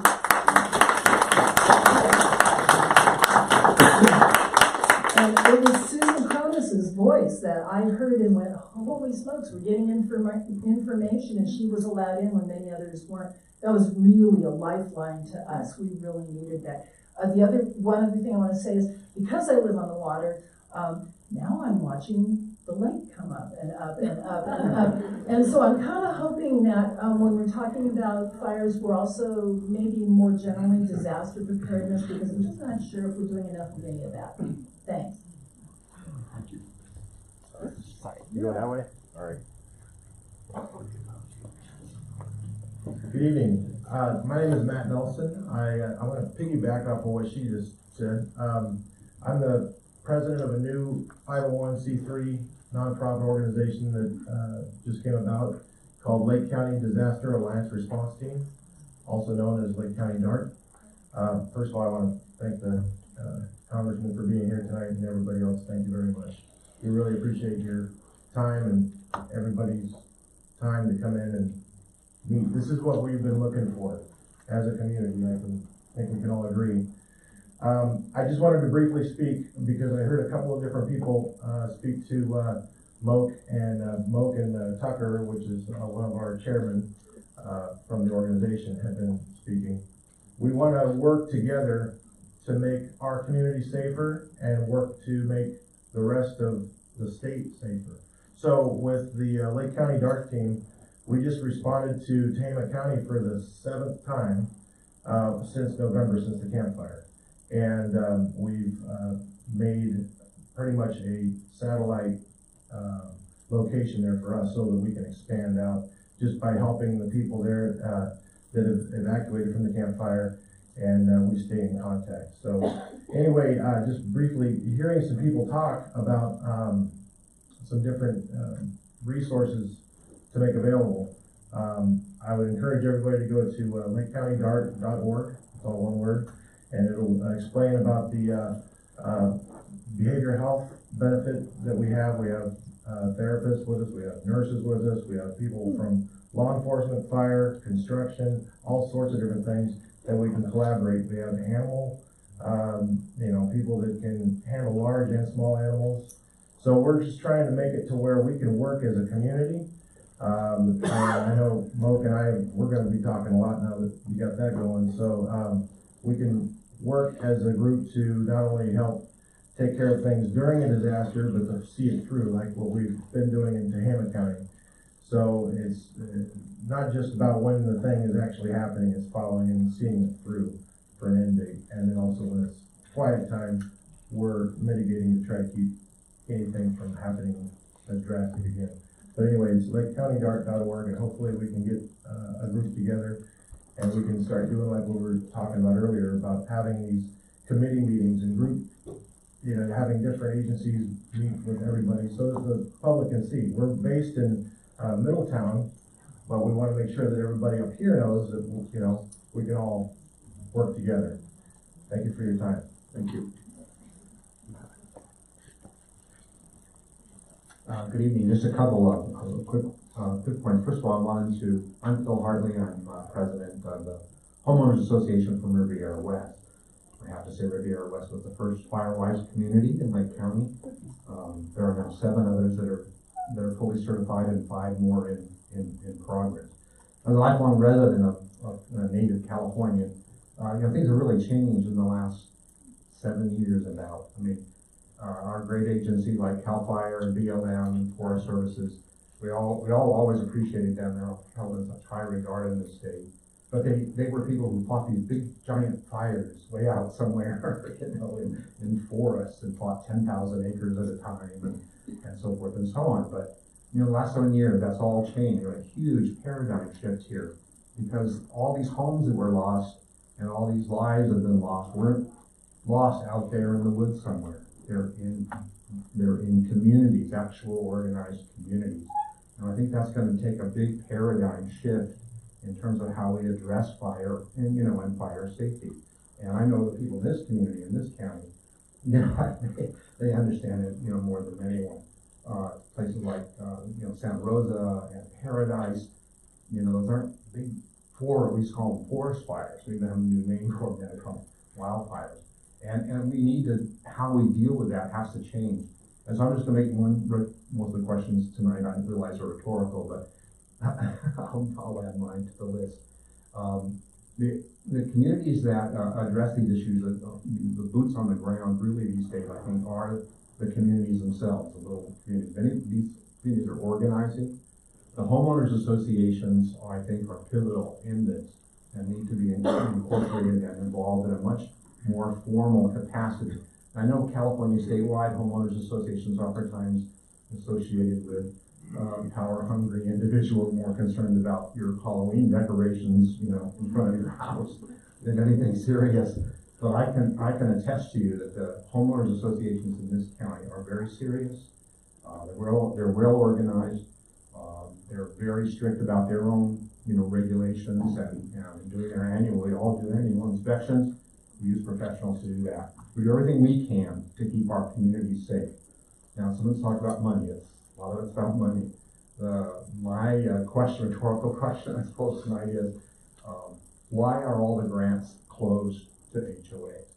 All the major grants that are currently available right now, including the fire prevention grants, are explicitly excluded, in black and white, excluded. If you're an HOA, you may not apply, for this grant. And so we have to go through kind of a jump over the hoops, and we're very thankful for Kelseyville, Fire Protection District, who was our partners in this. What the grant process itself is very off-putting to everyone except you professionals, because it speaks its own strange language with all kinds of forms. And, I'm sorry, sir, your grant wasn't granted because you didn't fill out form number 79/3 correctly. You left out this little part here, so sorry, The grants are written by agencies for agencies. And I understand that in the past, that's what you had to do. There were big, huge forest projects that had to be funded, and taken care of. But that's not what we're dealing with, is it? We're dealing with fires in local communities that kill people and burn their houses down. We've got to have a different way of getting that funding to the boots on the ground, to the people who really can do we submitted a grant, $607,000 grant. Everybody endorsed it. Great. We don't know yet. We won't know for several months. And who did you partner with to do that? We partnered with, there was 2 HOAs came together, Riviera West and Riviera Heights. We had to now have an agency partner, and that was Kelseyville Fire Protection District. Congressman Thompson wrote an endorsement letter for our grant project, as did our supervisor, board of supervisors. Every agency in the county wrote an endorsement letter. But I tell you, doing that process was very torturous, for someone who's not in the business, so to speak. So my rhetorical question is there a way that we can include more formally well-organized and certified, recognized HOAs, in these processes, including access to grant funds? Thank you. So, sir, I'm at the local level here. I'm not responsible for the grants, how they're administered by the state. However, I will take your comments back up. I too, some of the grant processes are cumbersome. They're really meant to really focus in on the fire prevention and what the heart and meat of those grants are meant for. So on behalf of the state, I apologize for the amount of work that goes into them, but they are well worth it. I don't personally know why HOAs are exclusively, excluded, but I will get that answer back somehow and give it back to, Congressman Thompson and this community and let you know. Yeah, they are. And let me say that the St. Helena staff helped us, with our grant. So you guys are great. So I appreciate that. Chief Nichols is in the back here today, and if any of you have questions about grants specifically, we can answer them. Hi, I'm Jason Weston. I live in Lakeport. I never really encountered fires much before I moved to this county. About 4 years ago, I was leading an event at Harbin Hot Springs, and I had to evacuate 80 people out of the building. Last year, fire came close enough to my house that it burned part of the property up on Hendricks Road, and now my mother lost her home in Paradise. So, this is really up front and center for me. And one of the things I've learned is that the amount of lead time I had in each of those fires was different. At Harbin, I had a couple of hours to get people out of the building. I didn't know how much time I had at the time. I don't know how fast that fire was moving. I would have done it faster, but we had that time. The Paradise fire happened like that. There was no time.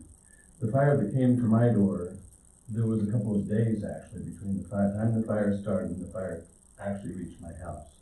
And in those couple of days, I did a lot of things around my house that were useful in terms of moving vehicles into a field so they wouldn't be likely to burn, and what to do with propane tanks that we use for barbecues. What do you do with stuff like that?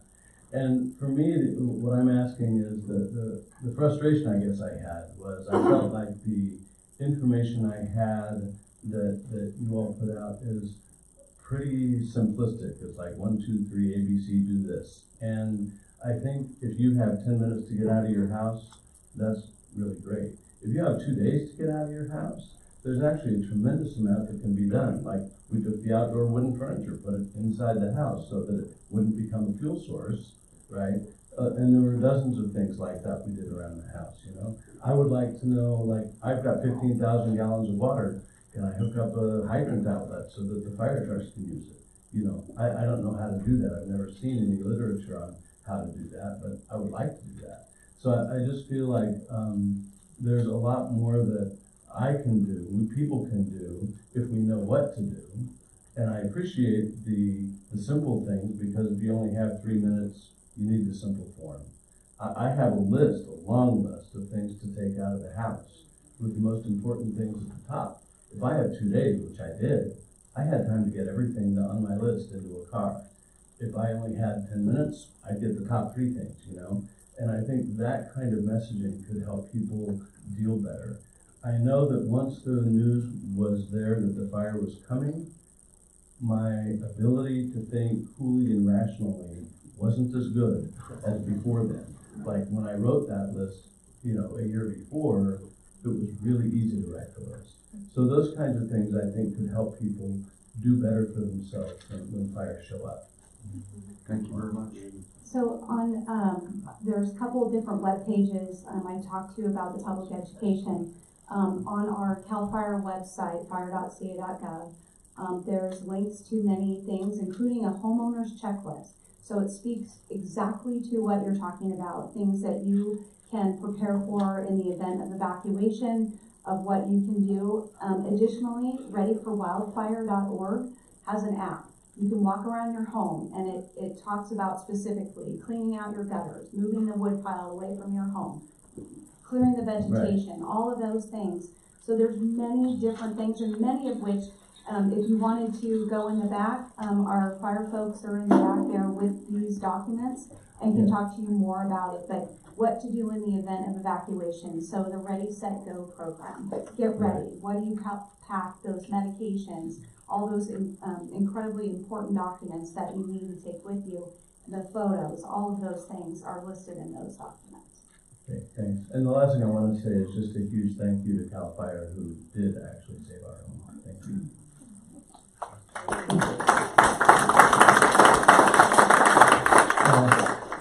Michael Green, I was stricken by the first speaker's comments about the fuel, the homes are the fuel now, and it's urban wildland interface, and no offense to the current panel, I love it, from fire suppression and prevention through fuel reduction, you're the experts.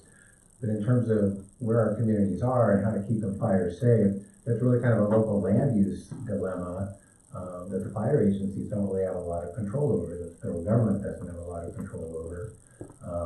I was stricken by, like many people, the campfire paradise, but when I was starting out as a cub reporter, we knew 1991 that was going to burn, that was going to happen someday. It was by the virtue of the community being situated where it was, with a lack of adequate escape routes and overpopulation and what have you.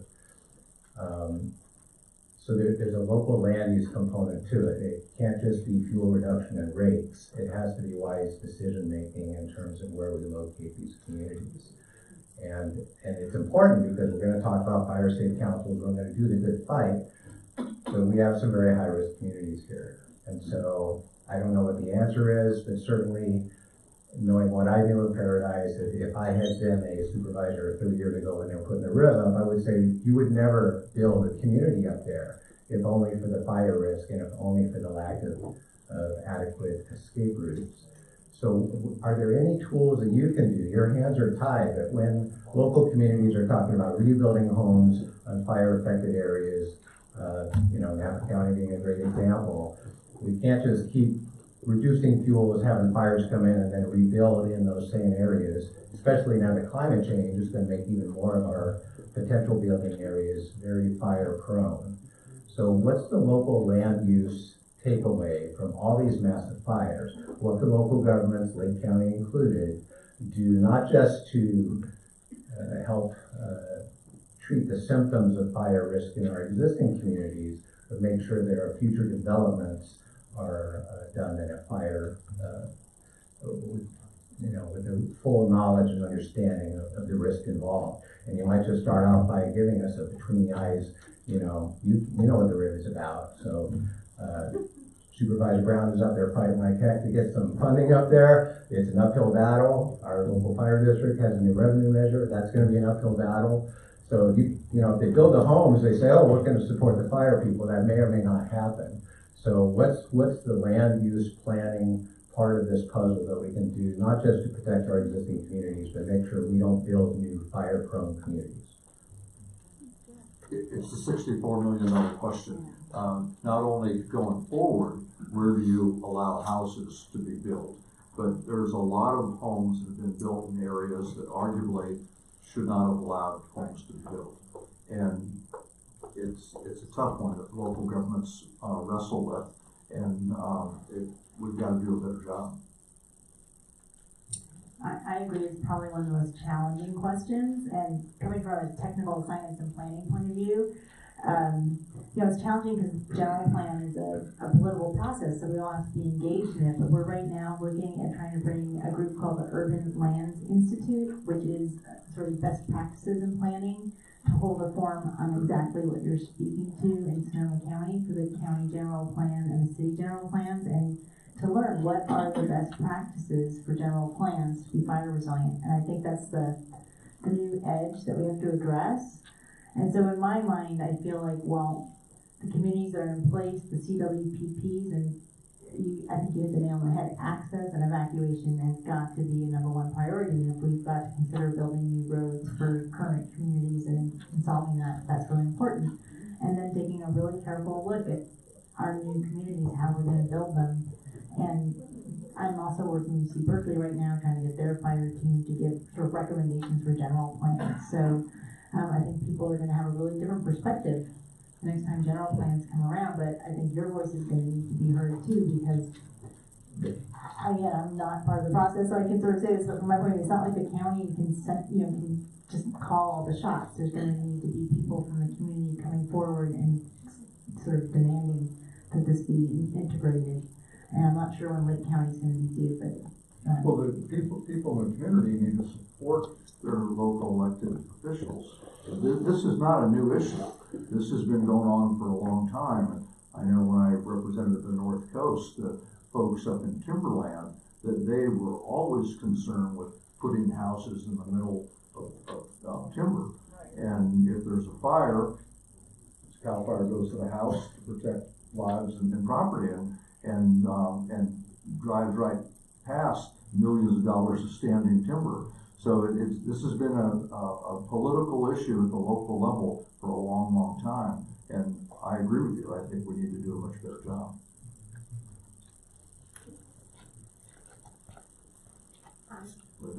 My name is Linda Deal Darms, and I grew up in Middletown. And something I'm concerned about is Middletown has 3 creeks running right through it. We have St. Helena Creek, we have Dry Creek, and we have Pewter Creek. And those creeks, when the fire came through, was like a traveling way of going because it was full of shrubs. And those shrubs are coming back again. And especially I'm noticing in the center of the creek, the gravel's building up, and there's bushes there called Scotch broom, and it's not indigenous to our area, but it's a very oily plant, and it can burn just like that. So I have a concern about that, and I know Fish and Game has to be involved in that, but I remember growing up there, they would have cleanups where they would clean that creek out and get rid of the shrubs and that kind of thing, and that hasn't happened in years. So as the gravel gets higher and the bushes get higher, we can also maybe expect a flood as well. But the fire part is pretty scary when you have a town that has 3 creeks that go through it. So just thought I'd bring that up to somebody. Good point. And thank you. I really appreciate you hosting this. Thank you. And for the record, I'm against all invasive species except pheasant. Linda, and we do know that's a concern in South County. You know, I've been approached a few different times. Don't have an answer at this point, but definitely too, what we're experiencing is after the fires, all the dead trees that are still in the creeks that are coming down now after the 4 years, starting to wash down, hit the bridges and everything. I know Caltrans does a good job of getting there and cutting them up, but it is something. Hopefully, with the Risk Reduction Authority, that can be a project that we can get on the map and really work with all the agencies at the table, see if we can get something done, because it is an issue all the way from Anderson Springs down. Oh, absolutely. Thank you. Right. Thank you very much.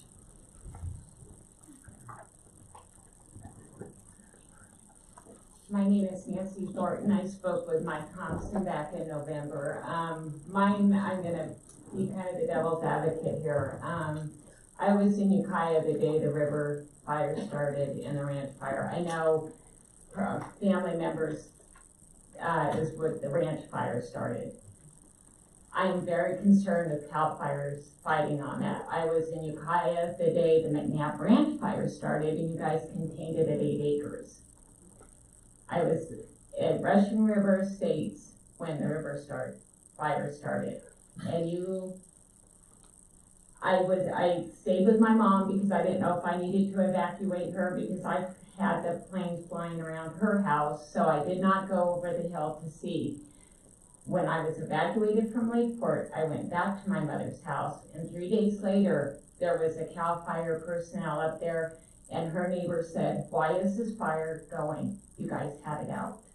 My concern is that CAL FIRE does not listen to the landowners on where that fire is burning, on where dozer lines might work, or get any kind of advice from landowners. That fire, the river fire, burned onto my sister's ranch that night. She had fire crews inside their fire trucks while my family members were building fire lines. Now my sister said, "Do not get on those fire personnel inside that truck. It is policy. You talk to somebody who makes the policy." My family was putting their lives at risk trying to keep that fire from tree topping. Those fire members in those trucks were there strictly to protect the houses. Okay, I had no idea that the fire I was witnessing on the 27th was gonna threaten my home here in Lakeport. You guys cannot leave yourselves so strapped that you don't have the resources to fight fires like the ones we encountered in July. It's just not fair to Lake County. Please, take this to your authority. Make sure policy is changed. We do count. I am devastated by what has happened to my county.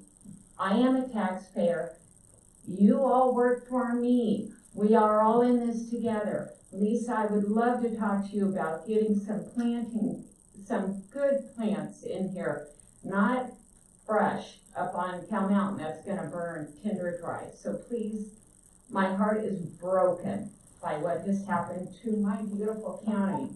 We do count, and thank you, Miss Mike Thompson, but we are in it together. Please, CAL FIRE, think of us. Do not let these fires spread. I'm truly heartbroken.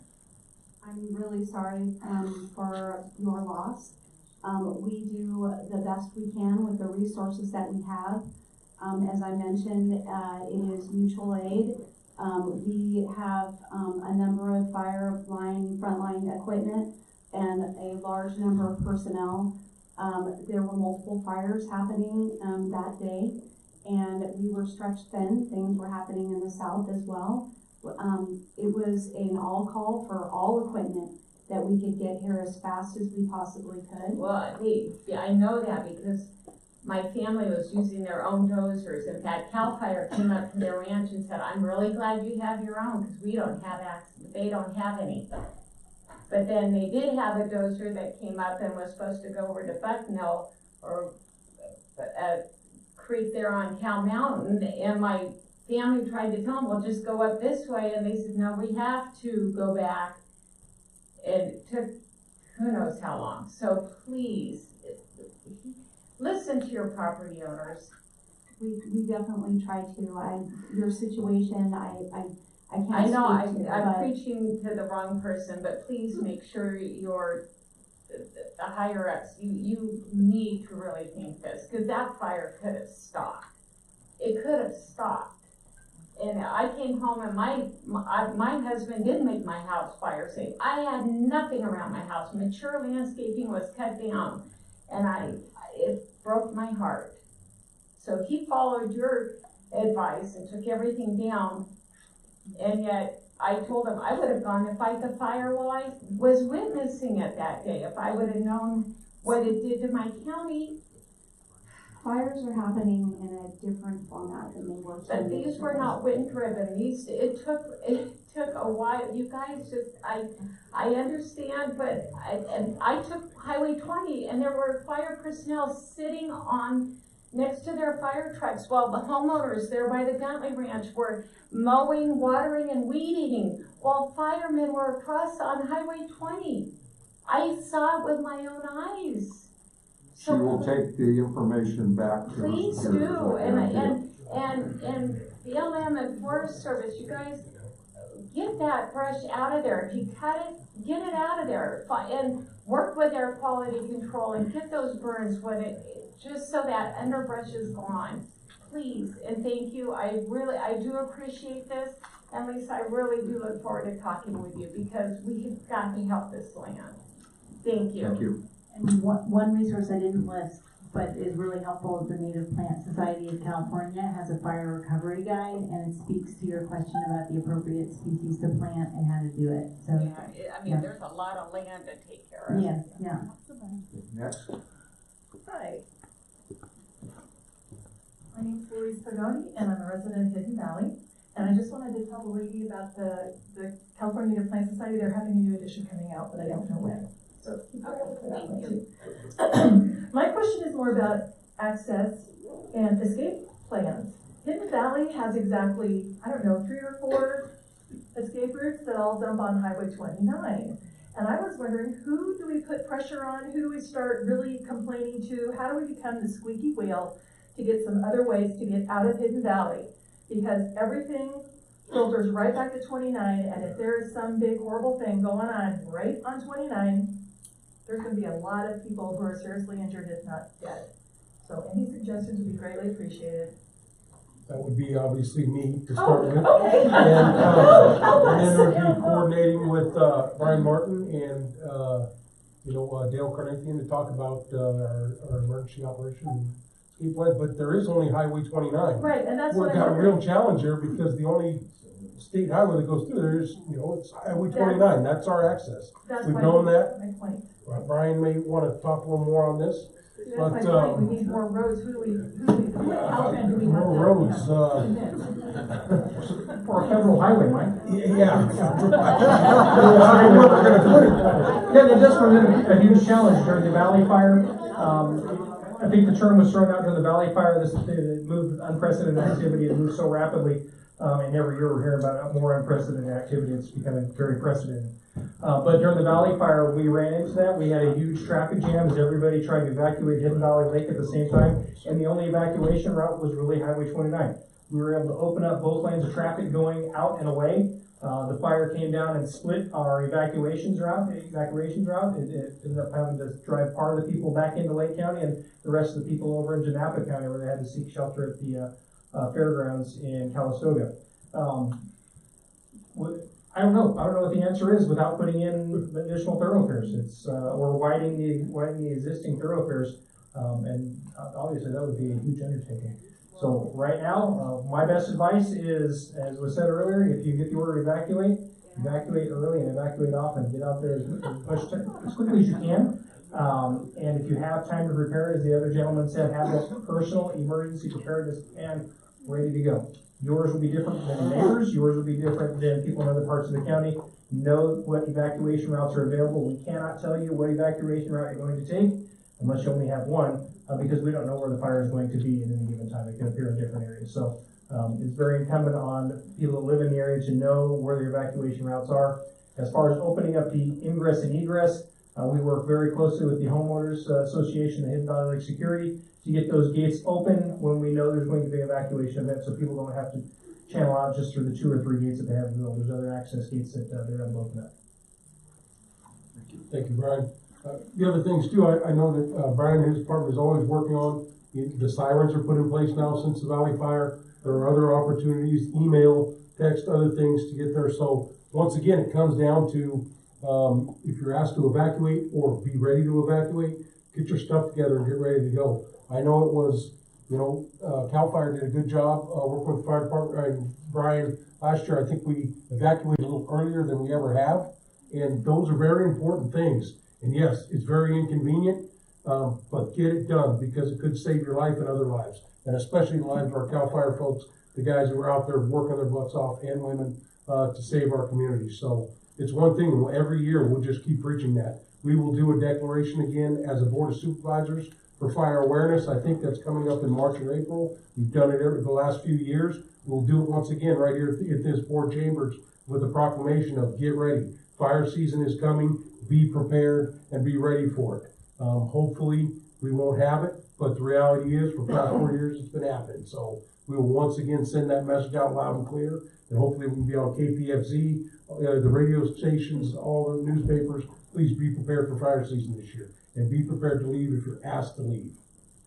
Thank you. Yes, sir. Yeah, hi, I'm Sky Hoyt. I live in Scotts Valley, and my wife and I, we were evacuated for 8 days for the river fire, so I suppose we're river fire survivors. But I really have 2 things. One is, in my observation, the vast majority of our recent fires, with the exception of the malicious arsons that happened down near Lower Lake, is that most of them were caused by reckless human behavior. And I'm frustrated that I don't see evidence in the local news about aggressive enforcement, prosecution, and people who are really entirely remorseful and been damaged by starting fires recklessly. And I don't see in the community people really thinking twice about doing reckless things. And I think we gotta motivate people to not mow weeds over rocks and to not let their trailer chains drag. And I just don't get it why that's not happening. So I really have one other thing also. I regret that PG&E is not here tonight.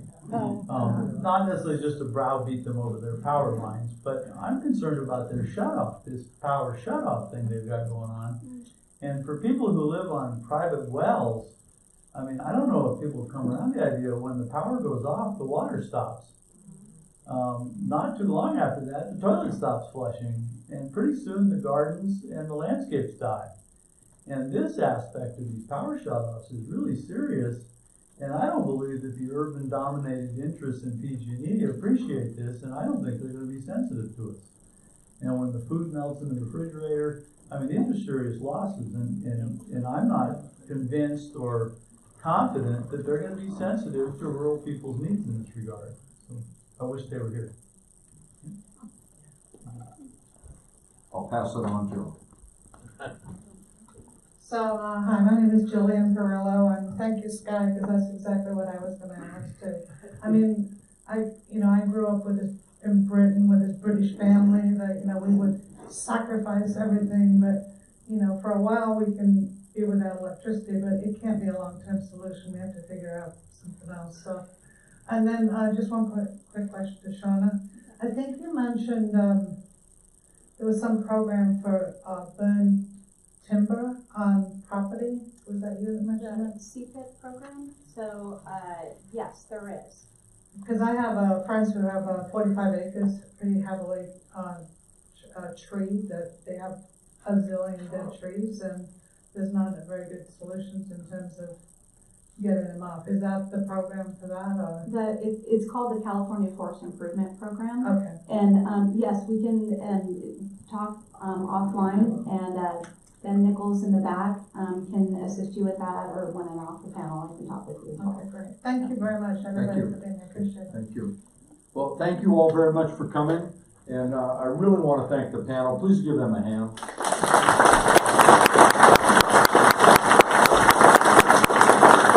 And, many thanks to the Board of Supervisors for letting us use your venue. Appreciate it very much, and I doubt if this will be the last time we meet on this issue. Absolutely not. And I want to thank everybody in the room, because the more we educate ourselves about getting this message out to the community, and you guys are going to be the ones that help us do that. I want to thank you for coming tonight from 7 to 9. So I appreciate your time. So give yourself a hand. That's what we do.